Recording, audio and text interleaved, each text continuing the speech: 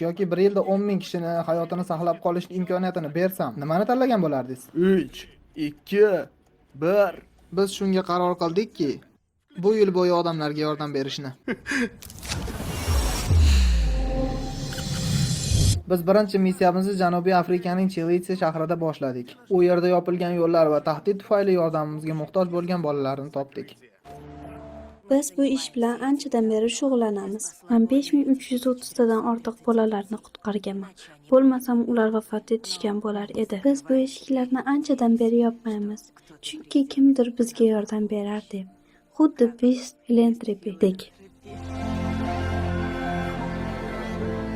Keyingi 6 oy davomida tinimsiz mehnat qilib 12 ta yangi uy-joy, doimiy ravishda yangi oziq-ovqat bilan ta'minladik. Shuningdek, yangi bolalar maydonchasi ham qurdik. Mehribonlik uyi qurayotgan paytimizda yana bir loyihani boshladik. Uning doirasida Afrikadagi bolalarga 20 ming juft poyabzal tarqatdik. Best Philanthropy. Sizlar meni maktabimga juda katta ish qilib berdingiz. Buni aqlga sig'dirib bo'lmaydi. Darvin bundan keyin Arizonadagi Hobbi qo'riqxonasiga bordi va u yerda Svendi degan ayol bilan uchrashdi. Hobbi qabilasida 1000 tadan ortiq odam bor. Bu odamlar uchun bu yerda juda ham ko'p narsa yo'q, lekin shunga qaramasdan bular juda ham saxiy odamlardir. Hobbi qabilasi uchun eng yaqin do'konlar yuzlab kilometr uzoqlikda joylashgan. Yaxshi kiyim-kechak va yaxshi mahsulotlar kerak. Bu yerda qish juda ham sovuq bo'lgani uchun ular qiynalmasligi uchun ovqatlanish va har qanday yordamga muhtoj. Qanchadan qancha yetkazib bo'lmaydigan eng kerakli bo'lgan asosiy ehtiyojlar yetkazib bo'lmasligi aniq. Biz 2 million 700 ming dollardan ortiq bo'lgan kiyim-kechaklarni sovg'a qilishga qaror qildik. Bizi bolalarimiz, bizi odamlarimiz judayam xursand. Rahmat, janob Best. Keyin biz Kambodjada juda ham ko'p operatsiyaga zor bo'lgan odamlarni bildik. Shuning uchun biz Sexy for Light kompaniyasi bilan hamkorlik qilib 2000 ta protez a'zolarini xayriya qildik. Ammo biz bu protezlar ko'p emasligiga aminmiz. Biz odamlarning mustaqilligini qaytaramiz, lekin eng muhimi biz ularning o'z qadr-qiymati va hurmatlarini qaytaramiz. Men juda xursandman. Katta rahmat. Darren bilan Den birinchi Kolumbiya oroliga borishi bilan qayiqni ag'darib suv to'la daryoga qulashdi. Cho'kyapman. U yerda ular quyosh panellarini o'rnatdilar va shu tufayli orolda birinchi marta elektr va Wi-Fi paydo bo'ldi. Bu bolalarga internet orqali ta'lim olish imkonini beradi. Mahalladagi ayollarni ish bilan ta'minlash maqsadida novvoyxonalar ham qurdik. U birinchi kundanoq ommalashib ketdi. Keyin biz Keniyaga bordik va u yerda toza suv ichimligini taqsimligi bor. Men 6 farzandning otasiman va men eng yaxshi ota bo'lishni xohlayman.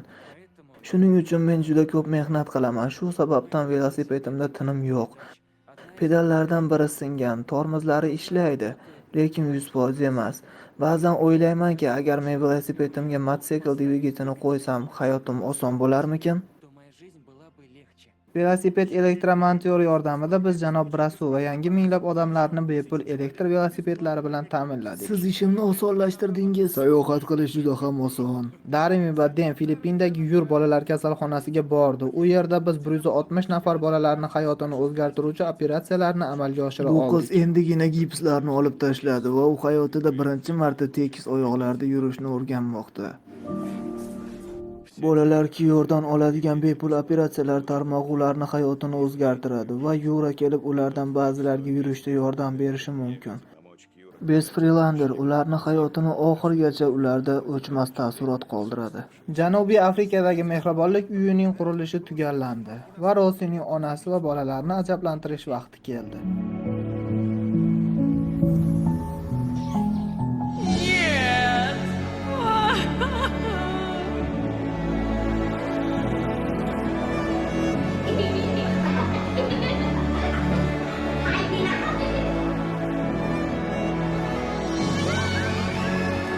Rahmat. Rozining onasi 14 yil oldin musiqachi bo'lishni orzu qilib bolalar uyini tark etgan ekan. Yankella ismli bola haqida ham gapirib berdi. U biroq musiqa chalib pul topa olmay aeroportda farrosh bo'lib ishlagan ekan. O'zimga yoqmaydigan ish bilan shug'ullanayotganimni bilish meni o'ldiradi. Men yaxshi ko'radigan, lekin qila olmaydigan narsalar bor. Biz Yankellaga birinchi darajali professional akustik gitara berishga qaror qildik. Shuningdek, mamlakatidagi eng yaxshi musiqa maktabida o'qish uchun unga pul to'lashga qaror qildik.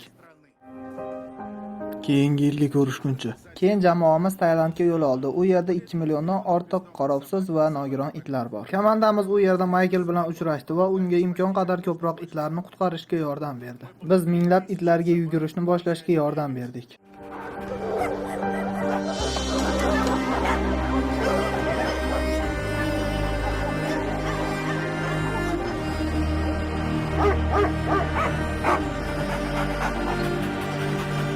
Maykelga yangi furgon, zamonaviy jihozlar va yangi tez yordam mashinasi sovg'a qildik. Men baxtliman.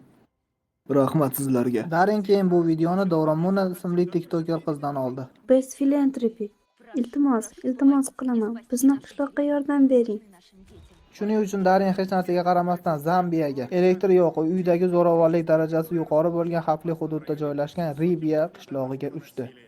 Ma'lum bo'lishicha, elektr energiyasining yetishmasligi rivojlanishni to'xtatib, Doraning qishlog'i kengaytirish qobiliyatini sezilarli darajada cheklab qo'ygan.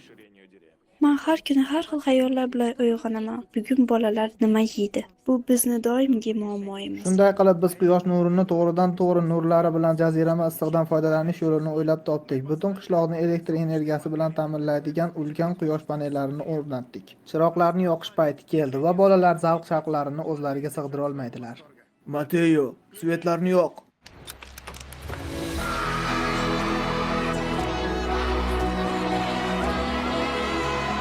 Bizda svet bor. Ha, ura!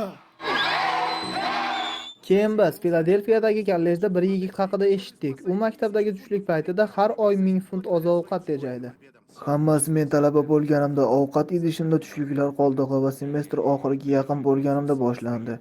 Men yeb bo'lmasligimni bilgan 50 ta tushligim qolganini anglab yetdim va bu meni tushlik behuda ketishini o'ylab yuragim siqilib ketdi. Daran ular bilan uchrashib faoliyatini kengaytirishga qanday yordam kerakligini bilmoqchi. Yordam berish uchun qilgan barcha ishlarini ko'rganimizdan so'ng, biz darhol ularga imkon qadar ko'proq odamlarni boqish maqsadiga erishish uchun birgalikda ishlashga qaror qildik. Bizning yordamimiz bilan ular filial ochishga muvaffaq bo'lishdi. Hans Point Market dunyodagi eng katta oziq-ovqat bozori Nyu-Yorkda joylashgan bo'lib, u Filadelfiyadagi bozordan 3 barobar katta. Va nihoyat biz Nepalda maxfiy loyiha ustida ishlayotgan edik. Bu haqida yangi yilda sizga aytib beramiz. Loyiha davomida Darinning odamlari 8849 metr balandlikdagi Everest cho'qqisiga chiqishdi va Dan o'ylab topgan videosini yozib olishdi. Biz Darin bilan eng yuqori nuqtada tanishuvimiz davomida Bu juda ham qiyin yil bo'ldi. Biz faqat imkon qadar birga ishladik. Qarang, biz tom ma'noda va majoziy ma'noda dunyoning eng yuqori pog'onasidamiz. Men bundan boshqa hech kim bilan hech narsa qilmayman. Bu juda aql bovar qilmaydigan yil bo'ldi. Biz butun dunyo bo'ylab juda ko'p odamlarga yordam berdik. Bu ishlarimiz yurak-yuraklarda qoladi. Sizsiz bu ishlarni hech birini qila olmas edik. Biz sizni qo'llab-quvvatlaganingiz uchun juda minnatdormiz. Videoni shu joygacha ko'rgan barchangizga kattakon rahmat. Men sizlarga tavsiya qilib qolamanki,